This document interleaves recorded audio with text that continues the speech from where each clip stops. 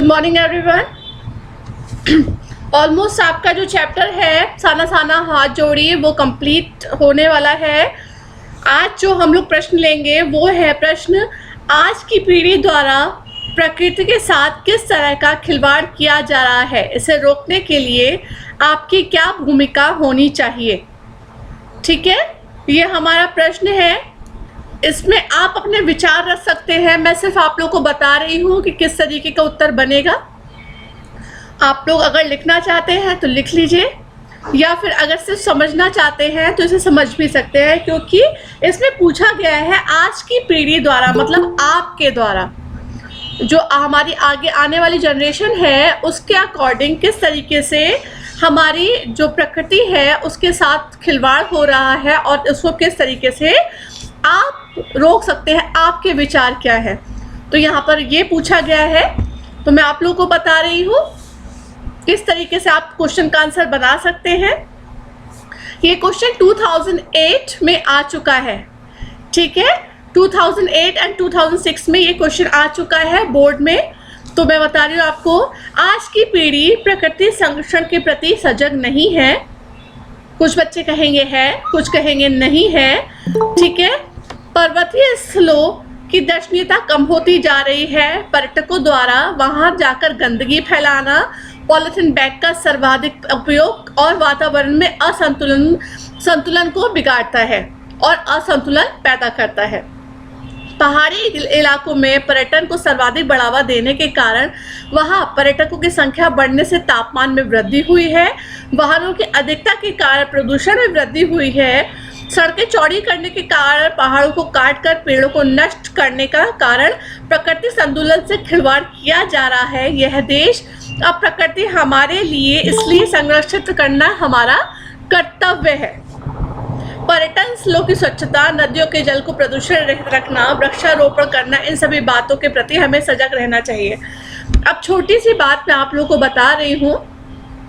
हम लोग के लखनऊ के पास सबसे पास जो माउंटेन्स है, जो पहाड़ हैं, वो कहलाते हैं नैनीताल के पहाड़। ठीक है, पहले के नैनीताल और अब के नैनीताल में ज़मीन आसमान का फ़र्क आ चुका है।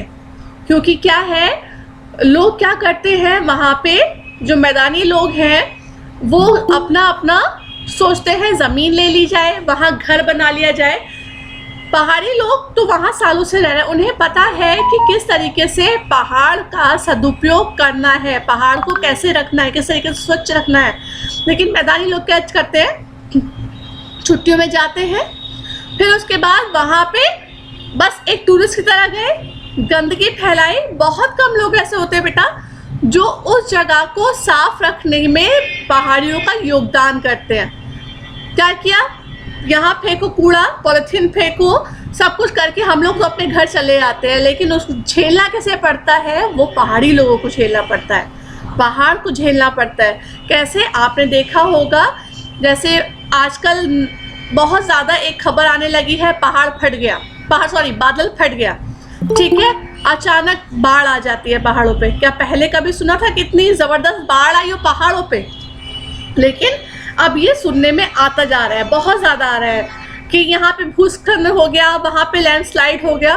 क्यों हो रहा है? इसी वजह से हो रहा है कि लोगों को ज़मीन चाहिए, सड़कें चौड़ी हो रही है, पेड़ काटे जा रहे हैं, और जहाँ पेड़ काटे जा रहे हैं इस वजह से जो पहाड़ है वो अपने आप को मजबूती से रख नहीं पा रहे हैं। पेड़ काटे गए, उसकी मजबूती खत्म हुई पहाड़ की, जैसे ही बारिश हुई लैंडस्लाइड हुआ, पहाड़ पूरा खत्म। और ये हो रहा है। पहले अगर नैनीताल जाओ तो आपको बहुत ग्रीन पहाड़ दिखते थे, बहुत पेड़ दिखते थे। अब क्या होता है, जो माफिया होते हैं, जो पेड़ों को काटते हैं, वो क्या करते हैं, सरकारी लोगों के साथ मिलकर क्या करते हैं, पेड़ काट के ले जाते हैं और सरकार कुछ भी नहीं कर पाती है। जो सही लोग हैं वो करते हैं। तो इसीलिए यहाँ पर बोला जा रहा है कि ये सब चीज़ हमारी आगे आने वाली पीढ़ी जो है, हमने तो सब कुछ अच्छा अच्छा देख लिया, क्या आप लोग को वो अच्छा अच्छा देखने को मिल पाएगा? नहीं मिल पाएगा। वैसे आप लोग बहुत कुछ देख रहे हैं। ये कोरोना नाम की बीमारी जो आप लोग देख रहे हैं, बहुत मुश्किल चीज़ है, जिस चीज़ से आप लोग गुजरे हैं बच्चे होते हुए। 2 साल पूरा घर में बिता देना, कहीं ना जाना, किसी से ना मिलना, चीज़ें एकदम बदल जाना, ये सब चीज़ें आप लोग झेल रहे हैं। ये हम लोगों ने देखी सुनी नहीं थी, देखना तो बहुत दूर की बात है। तो ये सब कुछ क्यों हो रहा है? क्योंकि हम सब लोग सजग नहीं हैं, ठीक है। इसीलिए यहाँ पे आप लोगों को अपने अपने विचार इस प्रश्न के उत्तर में रखने हैं। इसलिए मैं किसी को नहीं बोल रही हूँ कि आप लोग इसका उत्तर मेरे अकॉर्डिंग लिखें, इसका उत्तर आपके अकॉर्डिंग होना चाहिए, आपको इसमें अपने विचार रखने हैं। समझ में आया सबको? Yes ma'am. फिर नेक्स्ट क्वेश्चन है आपका, प्रदूषण के कारण स्नोफॉल में कमी का जिक्र किया गया है। प्रदूषण के और कौन कौन से दुष्परिणाम सामने आए हैं, लिखें। इसको आप लोग लिखना शुरू कीजिए, सब लोग लिखिए। प्रदूषण के कारण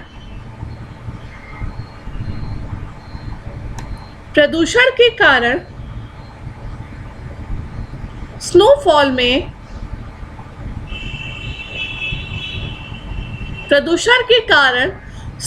में कमी आई है। यह बात सही है। प्रदूषण के कारण स्नोफॉल में कमी आई है, यह बात सही है। पाठ में भी ब्रैकेट में आप लिख सकते हैं या इन्वर्टेड कॉमा में साना साना हाथ जोड़ी, पाठ का नाम, ठीक है। पाठ में भी एक प्रसंग में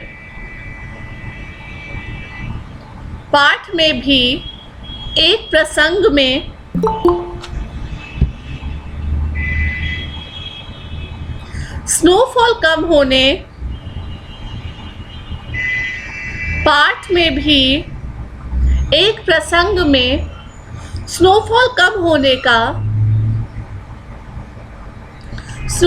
कम होने का संकेत आया है।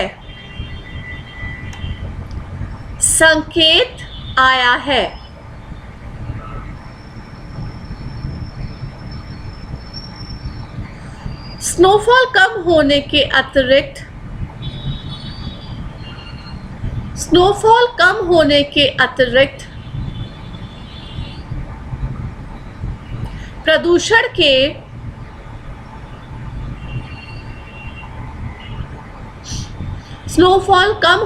अतिरिक्त प्रदूषण के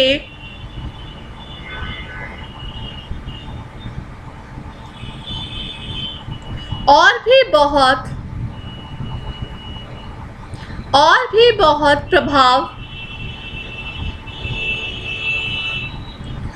भी बहुत प्रभाव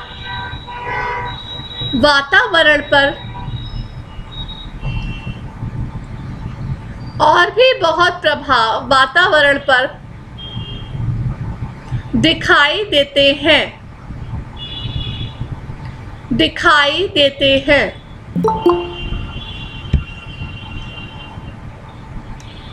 मौसम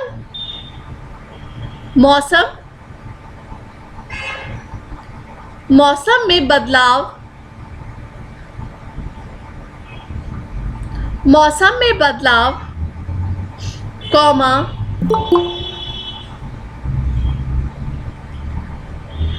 सर्दी का कम होना,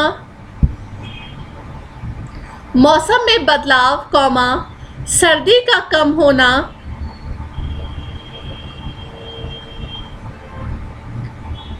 गर्मी का बढ़ना, सर्दी का कम होना, गर्मी का बढ़ना, ग्लोबल वार्मिंग,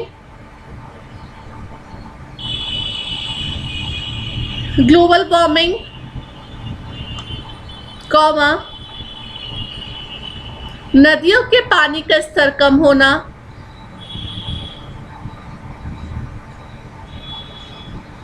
नदियों के पानी का ग्लोबल वार्मिंग, नदियों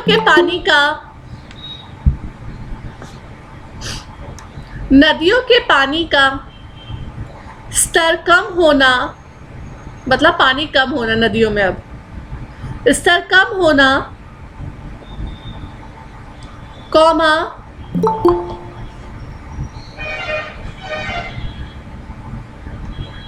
प्राकृतिक आपदाओं में वृद्धि, प्राकृतिक आपदाओं में वृद्धि,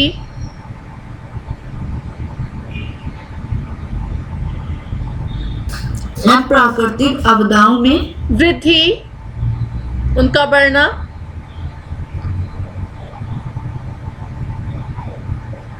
कॉमा वायु प्रदूषण के कारण, वायु प्रदूषण के कारण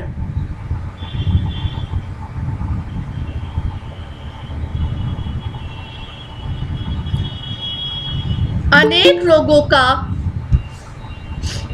वायु प्रदूषण के कारण अनेक लोगों का स्वास्थ्य पर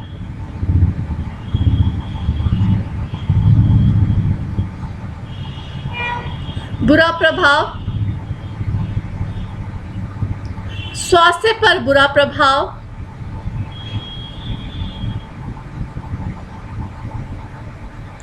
प्राकृतिक संतुलन, प्राकृतिक संतुलन पूरी तरह से, प्राकृतिक संतुलन पूरी तरह से बिगड़ चुका है। प्राकृतिक संतुलन अनेक रोगों का स्वास्थ्य पर बुरा प्रभाव,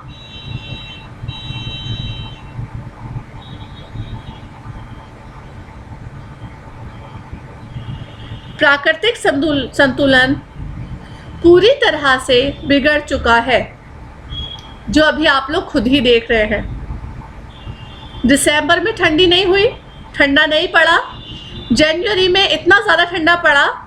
सिर्फ मैं लखनऊ की बात नहीं कर रही हूँ, मैं बता रही हूँ हिल स्टेशंस की, कितना ज़्यादा स्नोफॉल हुआ कि लोगों को सांस लेने में इतनी परेशानी का सामना करना पड़ा कि कई लोग की मौत हो गई, क्योंकि उनको ऑक्सीजन पूरी तरीके से मिल ही नहीं पाई।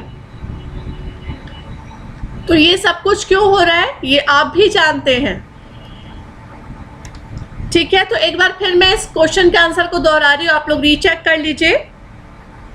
आपका क्वेश्चन है, प्रदूषण के कारण स्नोफॉल में कमी का जिक्र किया गया है, प्रदूषण के और कौन कौन से दुष्परिणाम सामने आए हैं लिखें। उत्तर है आपका, प्रदूषण के कारण स्नोफॉल में कमी आई है, यह बात सही है। पूर्ण विराम। पाठ में भी एक प्रसंग में स्नोफॉल कम होने के संकेत आया है, पूर्ण विराम। स्नोफॉल कम होने के अतिरिक्त प्रदूषण के और भी बहुत प्रभाव वातावरण पर दिखाई देते हैं।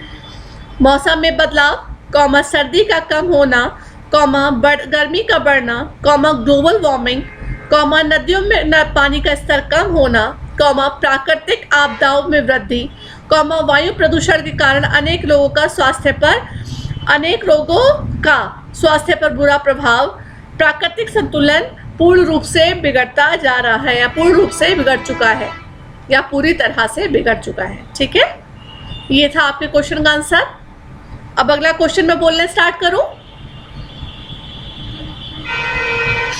सबने लिखा क्या? अनन्या, आद्या, आकर्ष, सबने लिख लिया बेटा? नेक्स्ट है आपका प्रश्न, कटाव पर किसी भी दुकान का ना होना उसके लिए वरदान है। इस कथन के पत्र में अपनी राय व्यक्त कीजिए। तो ये समझ लीजिए, लिखने की जरूरत नहीं है इसको। कटाव को हमारे देश का स्विट्जरलैंड कहा गया है, इसको ध्यान रखिएगा। कटाव को हमारे देश का स्विट्जरलैंड कहा गया है। अगर लिखना चाहते हैं कहीं पे तो लिख भी लीजिए, क्योंकि ये प्रश्न आ सकता है। यह स्थान अपनी सुंदरता, स्वच्छता व दर्शनीयता के लिए ख्याति प्राप्त है। मतलब क्या है? सुप्रसिद्ध है, ठीक है। इस स्थान पर किसी दुकान का ना होना उसके लिए वरदान इसलिए है क्योंकि यहाँ दुकानें न होने के कारण ही इसकी सुंदरता बनी हुई है। आने जाने वाले पर्यटकों की संख्या सीमित है। यहाँ की वायु भी शुद्ध और प्रदूषण रहित है। ऐसा क्यों बोला गया है?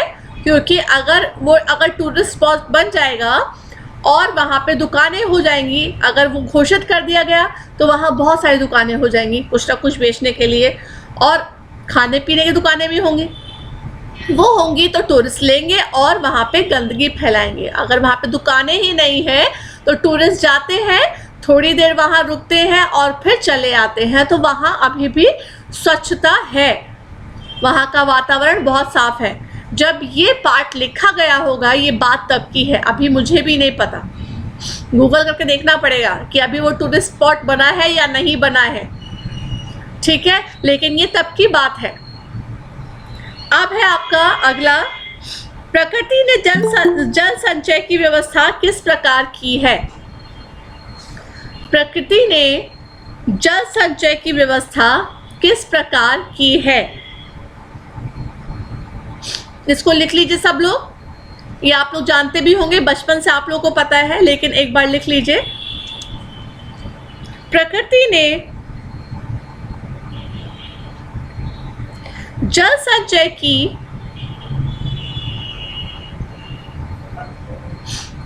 प्रकृति ने जल संचय की बहुत सुंदर व्यवस्था बनाई है।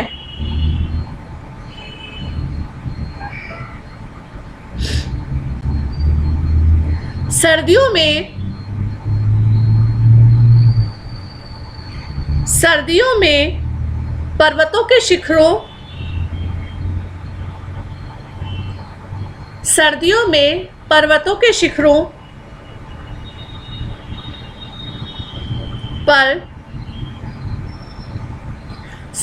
में पर्वतों के शिखरों पर हिमपात होता है।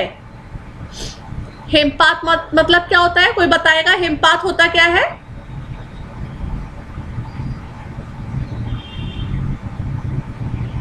लैंडस्लाइड, भूस्खलन। हाँ, हिमपात होता है बेटा बर्फ का गिरना, स्नोफॉल, ठीक है, हिमपात होता है। वही हिम सर्दियों में पर्वतों के शिखरों पर हिमपात होता है। मैम सर्दियों में पर्वतों के शिखरों पर हिमपात होता है, मतलब बर्फ गिरती है। वही हिम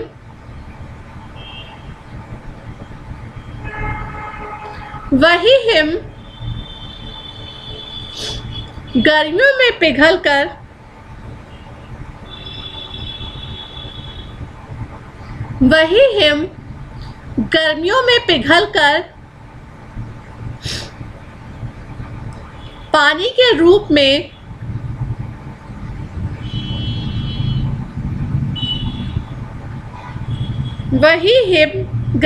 पिघलकर पानी के रूप में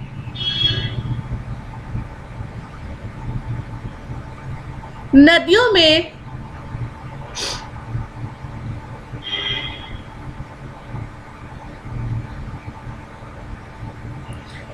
में प्रवाहित होती है। वही बर्फ पिघलकर पानी के रूप में नदियों में प्रवाहित होती है, पानी, ठीक है। वही हिम गर्मियों में पिघलकर पानी के रूप में नदियों में प्रवाहित होती है, जिससे खेतों की सिंचाई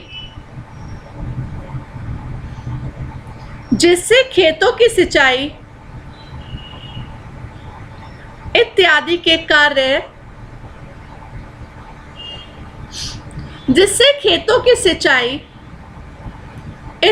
के कार्य संपन्न होते हैं।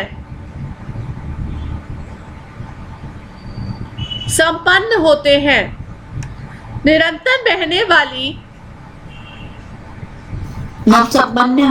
संपन्न होते हैं। निरंतर बहने वाली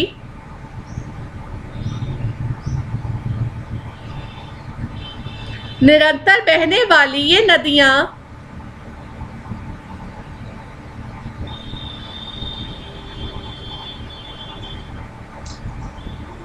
निरंतर बहने वाली ये नदियां सागर में मिल जाती हैं।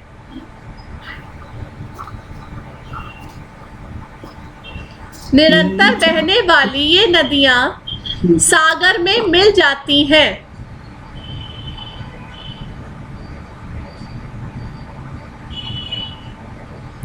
सागर में से वही जल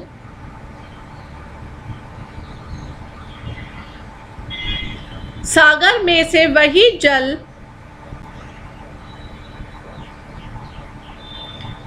वाष्प कण बनकर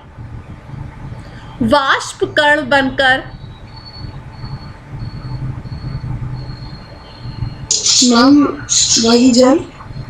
वही जल वाष्प व आ की मात्रा पे कटा शा आधा शा, उसमें डंडा नहीं लगेगा, ठीक है। और प मैम वाष्प, सागर में से वही जल वाष्प कण बनकर वाष्पीकरण पढ़ा होगा आप सबने, ठीक है। वाष्प कण बनकर आसमान जाकर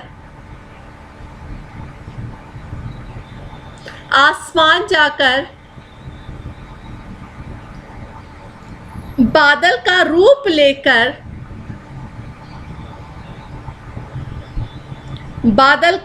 लेकर वर्षा के रूप में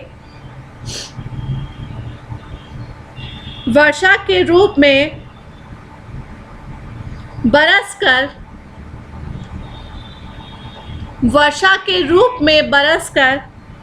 सारी धरती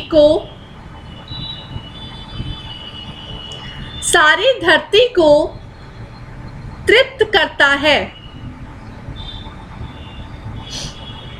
सारी धरती को तृप्त करता है।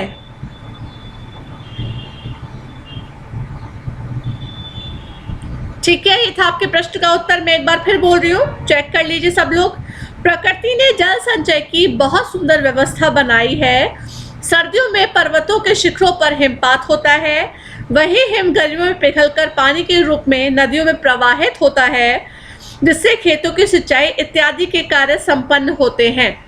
निरंतर बहने वाली ये नदियां सागर में मिल जाती हैं। सागर में से वही जल वाष्प कण बनकर आसमान जाकर बादल का रूप लेकर वर्षा के रूप में बरसकर सारी धरती को तृप्त करता है।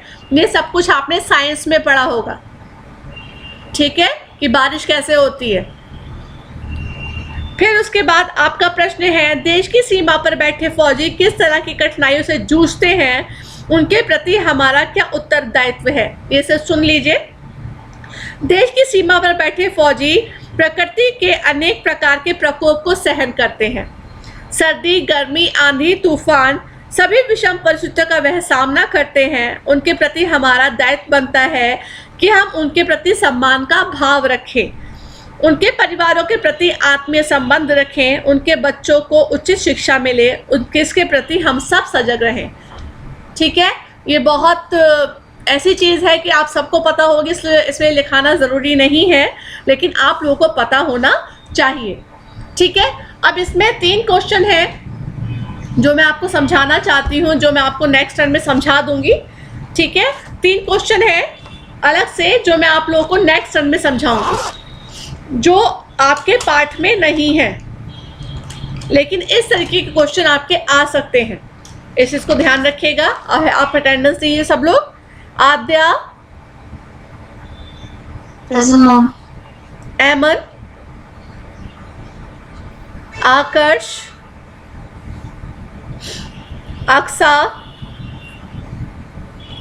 अजूफीन, Amrendra Swaroop, present ma'am. Anaba Miraj, Ananya Jaiswal, present ma'am. Ananya Jaiswal, Antara Jaiswal, Anushka Goyal, Arpit Lois, Arpita Singh, Aastha, Athar, Atharv Arya, Atharv Arya ने अभी अटेंड किया था ना class? Avantika, present ma'am. Kshitij, Present ma'am. Dhruv Agarwal, Hajra, Harsheel, Harshil Dhawan, Harshil Shrivastava, Present ma'am. Inshara Abidi, Ishika Sharma,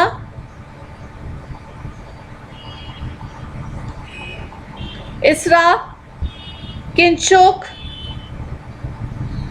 Mohammad Ajlan, Mohammad Musa, Namita, Nidhi, present ma'am. Nitya, Path, Present ma'am. प्रभात, Present ma'am. प्रप्रीत,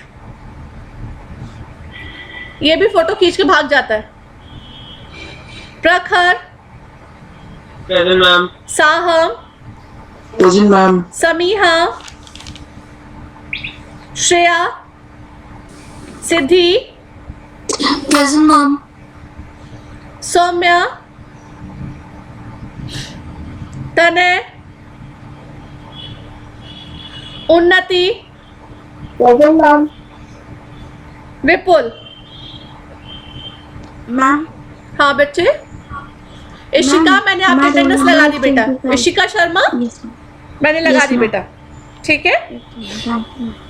ओके, अब मेरे क्लास में सिर्फ 4 बच्चे बचे हैं जिनको जो वैक्सीनेटेड नहीं है, जिसमें एक नाम है अर्पित लुइस, दूसरा नाम है आस्था। आ गई आस्था? Yes ma'am. आस्था शर्मा, ओके बेटा। पहला नाम है अर्पित लुइस जो वैक्सीनेटेड नहीं है, जो क्लास में अटेंड नहीं करता, इसलिए कहने का कोई फायदा नहीं है। और दूसरा नाम है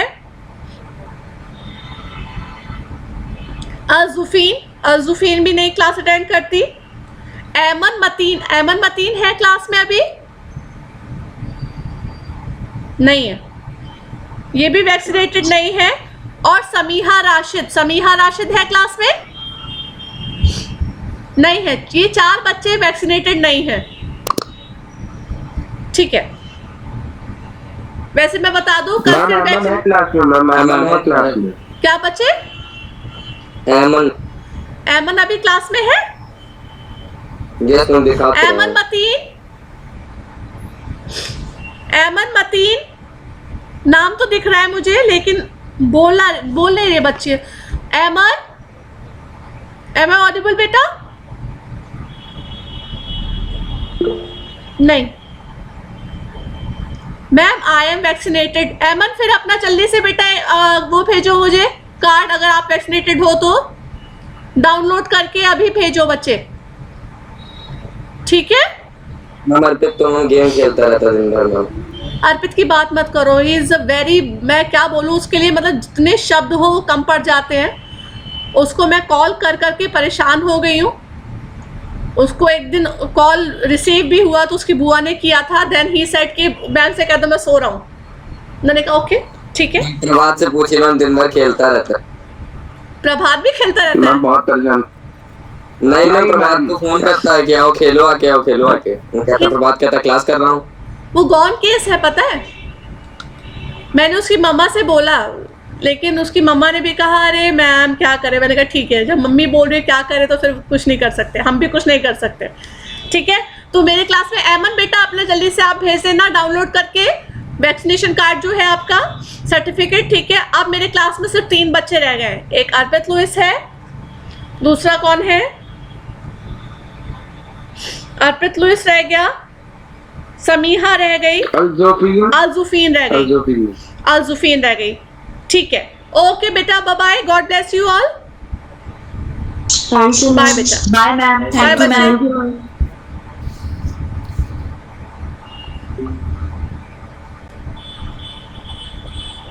हैं।